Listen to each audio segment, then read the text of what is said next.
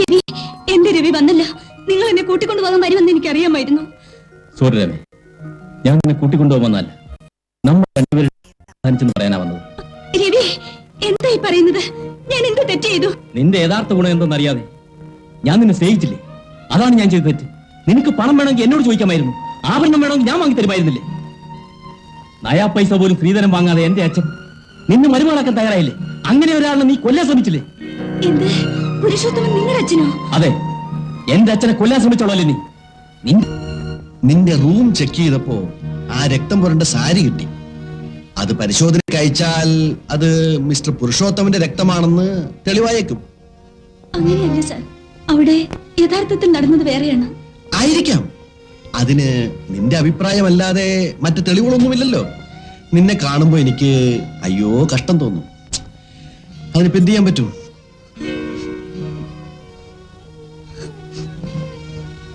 കോടതിക്ക് സാക്ഷികളും തെളിവുകളുമാണ് ആവശ്യം.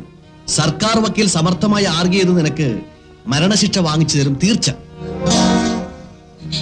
ഞാൻ നിന്നോടൊരു കാര്യം പറയാം. അതനുസരിച്ച് പെരുമാറിയാൽ ആ മരണശിക്ഷയിൽ നിന്ന് രക്ഷപ്പെടാൻ സാധിക്കും. എന്താണ് സാർ? നീ കോർട്ടിൽ ആ കുറ്റം സമ്മതിക്കണം. സാർ, നീ ഇത് സമ്മതിച്ചാൽ ആ സമയത്തെ ഏതോ ഒരു ആവേശത്തിൽ സംഭവിച്ചതാണെന്ന് നമുക്ക് കോടതിയുടെ ദയക്ക് അപേക്ഷിക്കാം. ന്യായാധിപതി എന്റെ ഒരു പരിചയക്കാരനാണ്, ദയാലുവാണ്. നിന്നോട് ദയ തോന്നിയ അദ്ദേഹം വെറുതെ വിടും. എന്താ? എനിക്കിതൊന്നും അറിയില്ല. ഞാൻ നിങ്ങളെ വിശ്വസിക്കുന്നു. നിങ്ങൾ പറയുന്ന പോലെ കേൾക്കാൻ ഞാൻ. എന്നാ ബാക്കി ഞാൻ ഏറ്റു.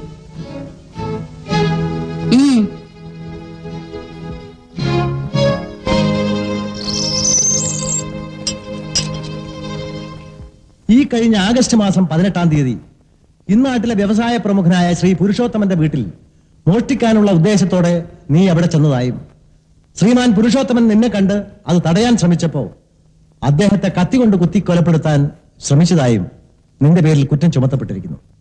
ഇതേപ്പറ്റി നിനക്ക് എന്തെങ്കിലും പറയാനുണ്ടോ?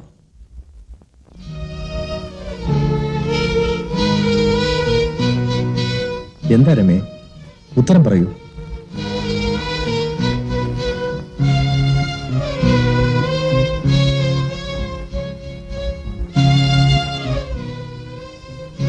ഞാൻ അത് സമ്മതിക്കുന്നു.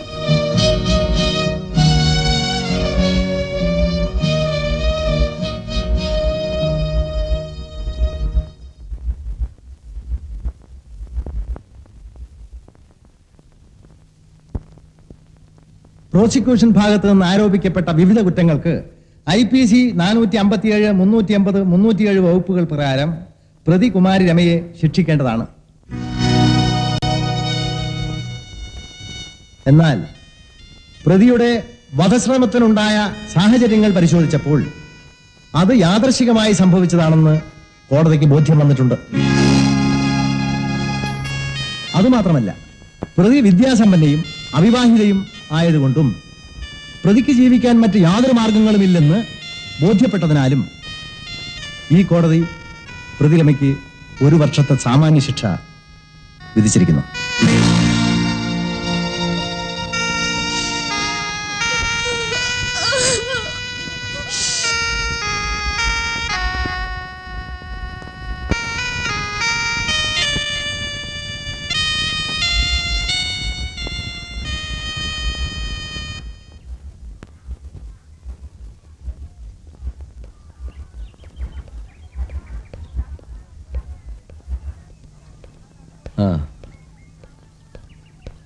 നിങ്ങൾ ആ പോലീസ് വാനിൽ പോയിരിക്കും.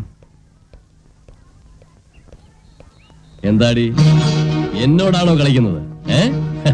വക്കീല്, പോലീസ്, ജഡ്ജ്, മന്ത്രി എല്ലാം എന്റെ പോക്കറ്റില. ഇപ്പൊ നിനക്ക് മനസ്സിലായല്ലോ. നോക്ക്, ഇനിയും സമയം വൈകി പോയിട്ടില്ല.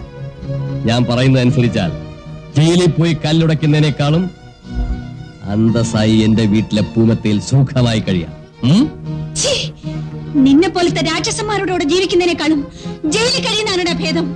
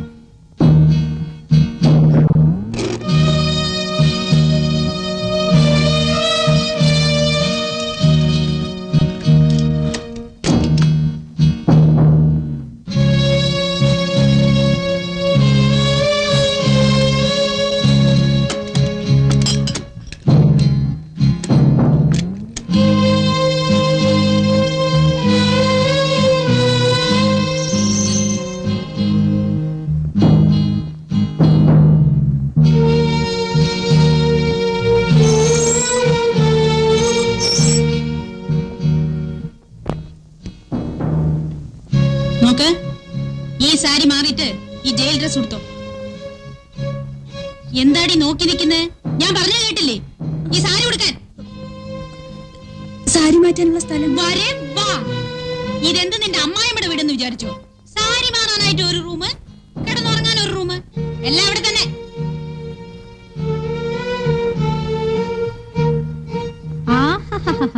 നാണിക്കുന്നു. ആരോ ഒരുത്തിനെ കൊല്ലാനായിട്ട് പോയില്ലേ? ആ സമയത്ത് എവിടെ പോയിടി ഈ നാണം? ഉടുക്കടി.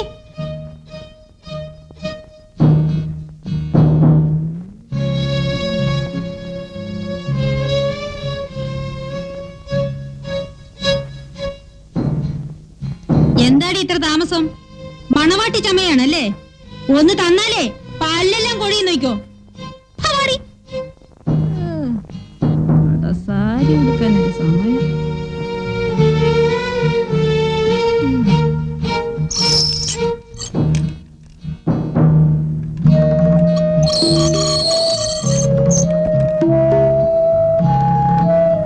അങ്ങോട്ട് നടക്ക്.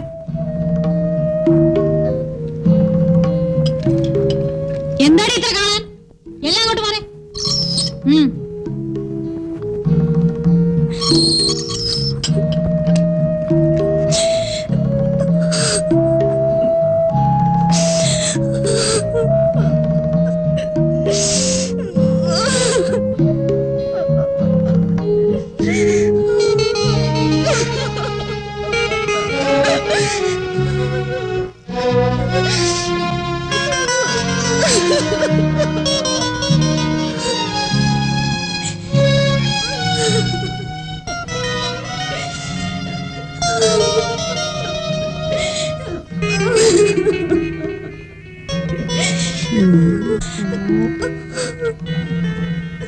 പാവം കരയണ്ട.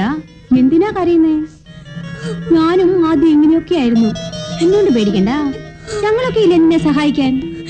നിനക്ക് ഞാനുണ്ട്. വാടിയുടെ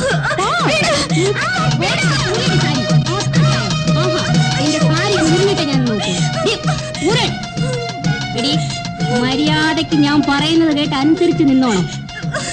ഇല്ലെങ്കിൽ നിന്നെ ഞാൻ സമാധാനത്തോടു കൂടി ഇവിടെ ജീവിക്കാൻ അനുവദിക്കില്ല. ഇവരോടൊക്കെ ചോദിച്ചു നോക്കടി.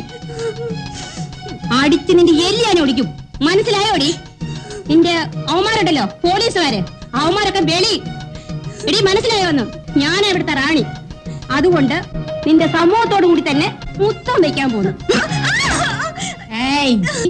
അവളെ തൊട്ടുപോയാണ്ടല്ലോ അടിച്ച് നിന്റെ ഷേപ്പ് മാറ്റി തരും. ആഹാ കഴിച്ചിട്ട് ശരിയാക്കുന്നല്ലേ?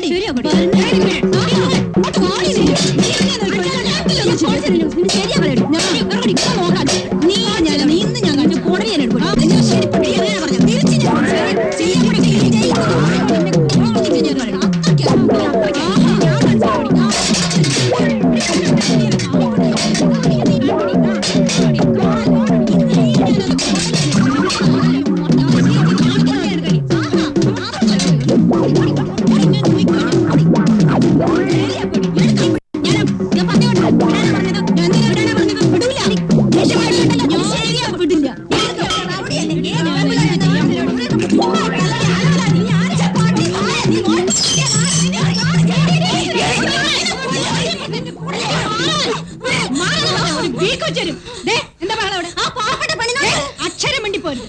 രണ്ടെണ്ണത്തിനും പച്ചവെള്ളം ഒന്നും കിട്ടൂല, കുടിക്കാൻ കഞ്ഞി പോലും കിട്ടൂല. ആഹാ, ജയിലെന്ന് നിങ്ങളുടെ അമ്മായിപ്പന്റെ വീടെന്ന് വിചാരിച്ചോ? രണ്ടെണ്ണത്തിന് നോക്കിയോ ശരിപ്പെടുത്തി കളഞ്ഞാൻ.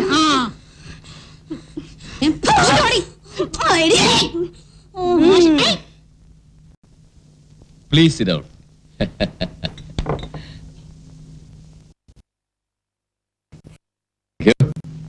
Thank you.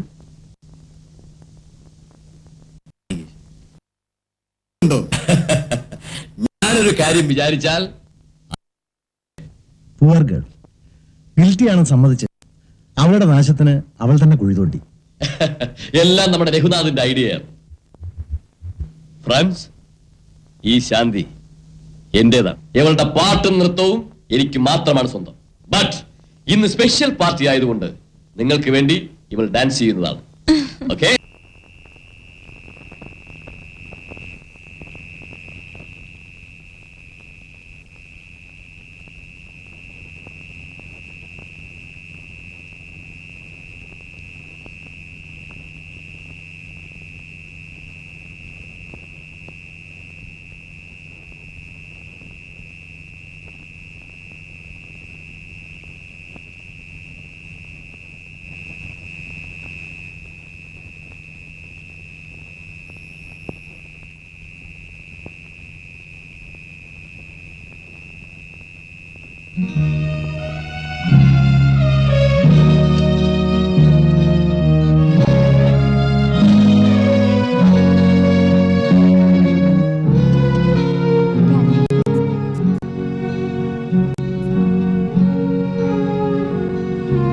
കഴിച്ചോളൂ.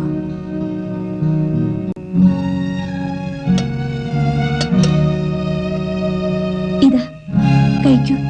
നിനക്ക് വേണ്ടി കൊണ്ടുവന്നതാ. നീ കഴിച്ചില്ലേ? എനിക്ക് വേണ്ട, ഞാൻ ഒന്നും കഴിക്കില്ല. എനിക്ക് വേണ്ടിയല്ലേ നീ വഴക്ക് കൂടിയെന്ന് ശിക്ഷ അനുഭവിക്കുന്നത്? ഞാൻ കഴിക്കില്ല. നോക്ക്, നീ കഴിക്കുന്നില്ലെങ്കിൽ എനിക്കും വേണ്ട.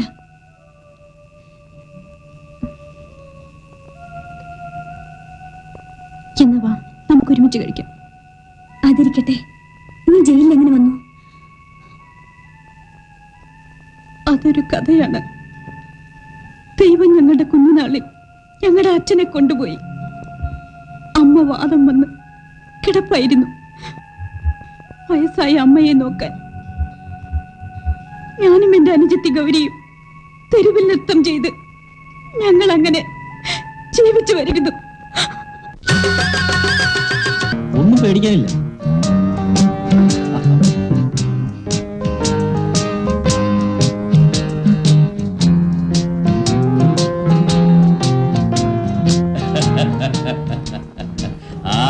വരണം വരണം വരണം. ഞാനിവിടെ ബൈനാക്കുലറിൽ കണ്ടു.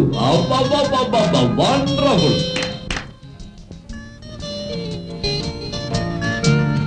എൻ ജീവിതത്തിൽ ഇങ്ങനെ ഒരു ഡാൻസ് ഞാൻ കണ്ടിട്ടേ ഇല്ല. ഇത്ര നല്ല കലാകാരികൾക്ക് നമ്മുടെ നാട്ടിൽ അംഗീകാരം കിട്ടുന്നില്ലല്ലോ. എന്തുകൊണ്ട് കിട്ടുന്നില്ല? കിട്ടിയാ തീരൂ. ആ അംഗീകാരം നിങ്ങൾക്ക് കിട്ടണമെങ്കിൽ ആദ്യം നിങ്ങൾ ഈ തെരുവിലുള്ള കൂത്തൊന്ന് നിർത്തിയേ പറ്റൂ. നിങ്ങൾ ഒന്നുകൊണ്ടും വിഷമിക്കണ്ട. നിങ്ങൾക്ക് നല്ലതുപോലെ പ്രോഗ്രാം കിട്ടാനുള്ള ഏർപ്പാടുകൾ ഞാൻ ചെയ്തു.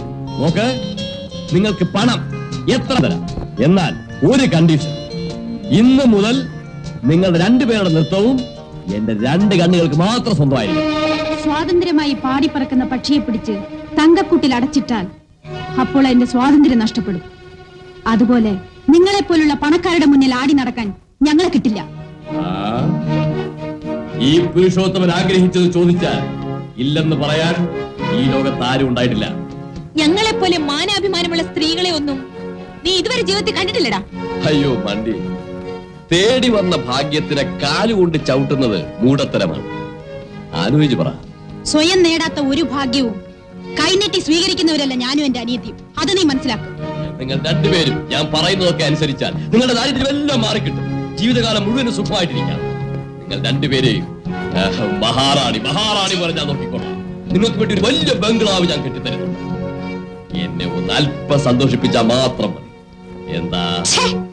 നിന്നെ പോലുള്ള നീചന്മാരും ദുഷ്ടന്മാരും വലിച്ചെറിയുന്ന പിച്ച കാശിന് ആഗ്രഹിച്ച് മാനം നിൽക്കുന്ന നാണം കെട്ടവൻ. അങ്ങനെയോ?